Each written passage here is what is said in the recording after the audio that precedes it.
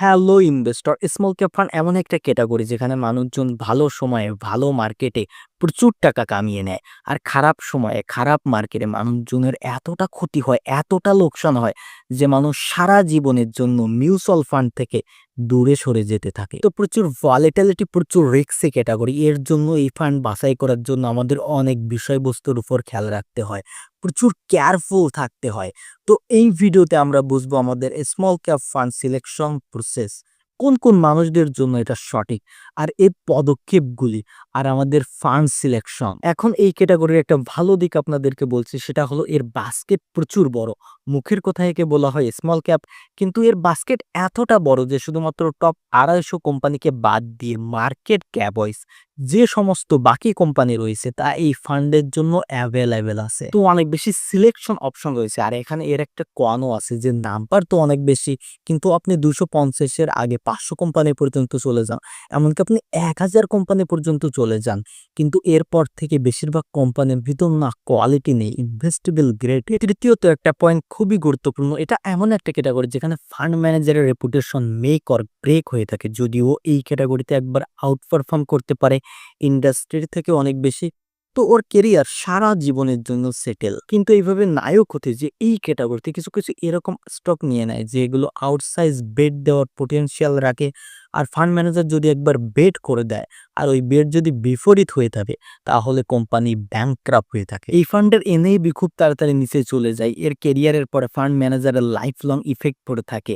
Fund manager, I am sure, এই ক্যাটাগরিকে নেওয়ার আগে প্রচুর ভয় পায়। And you need a very talented fund manager to handle this category. তো এখানে ডিসপ্রপোর্শনালি হাই ওয়েটেজ আমাদের দিতে হয় on the fund manager, his or her team and that track record. তো যখন আপনি এই ক্যাটাগরিকে দেখবেন তখন একে ডিসপ্রপোর্শনালি হাই ওয়েটেজ দেবেন। তো when we were looking to actively pick the small cap fund, একটা ডেটা আমাদের সামনে এসেছে যে বিগত 3 বছরে 68% স্মল ক্যাপ ফান্ড নিজের ইন্ডেক্সকে, নিজের বেঞ্চমার্ককে আউটপারফর্ম করেনি। ডিসপাইট দ্য ফ্যাক্ট যে বিগত 3 বছরে প্রচুর ভালো ছিল। মূলত এখানে বিট করার স্কোপ প্রচুর বেশি থাকে, কারণ বিশাল বড় বাস্কেট অ্যাভেলেবেল। কিন্তু অনেক বেশি পছন্দ থেকে মনের ভিতরে চলে আসে অনেক বেশি কনফিউশন, অনেক বেশি চার্নিং, আর অনেক বেশি আন্ডার পারফর্মস। তো এই ক্যাটাগরিতে অ্যাক্টিভ ফান্ড অনেস্টলি আমাকে ডিসঅ্যাপয়েন্ট করছে। তো অ্যাক্টিভ ফান্ড ইন জেনারেল আমাকে ডিসঅ্যাপয়েন্ট করেছে। কি আমাদের এই ক্যাটাগরিতে ইন্ডেক্স ফান্ডের দিকে যাওয়া উচিত, কোনো Nifty small cap index fund বা কোনো BSc small cap index fund suggestion করা উচিত? হনেস্টলি আমরা প্রচুর ভেবেছি এই বিষয় নিয়ে, কিন্তু একটা বিষয় আমাদেরকে প্রচুর ভয় দেয়, সেটা হলো আমরা ইন্ডেক্স ফান্ড বাছাই করাতেও কমফোর্টেবল হয়ে যেতাম যদি এখানে ভ্যালুয়েশন কমফর্ট হতো।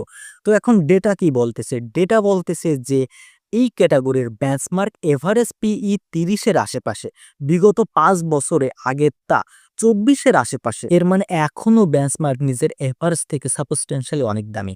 অলরেডি এই ক্যাটাগরি ইজ নাম ফর এ ভলাটিলিটি।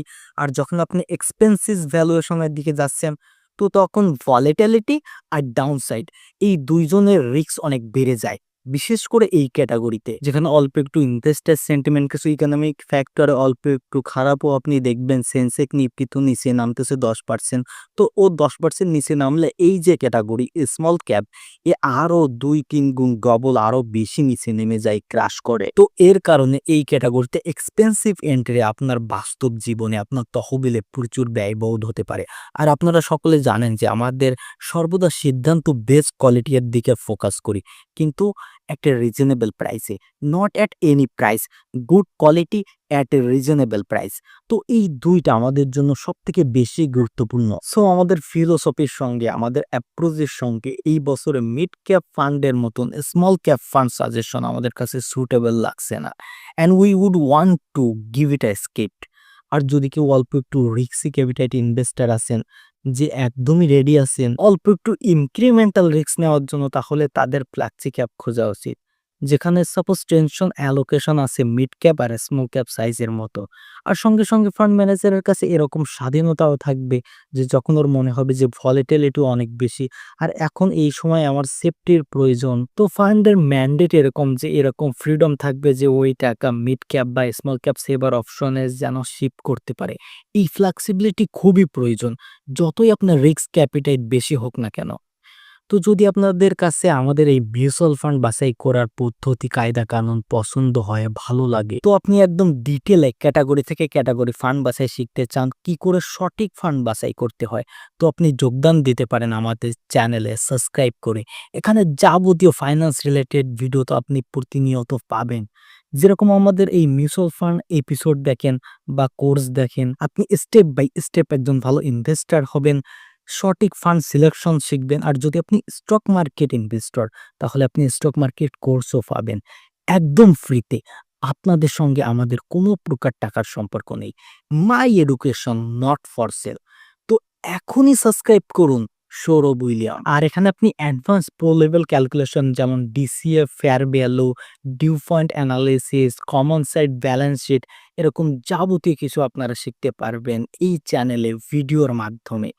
তো দেখা হচ্ছে এরপরে গোল্ড ইনভেস্টিং এর ভিডিও নিয়ে। ধন্যবাদ সবাইকে। Yeah, I know sometimes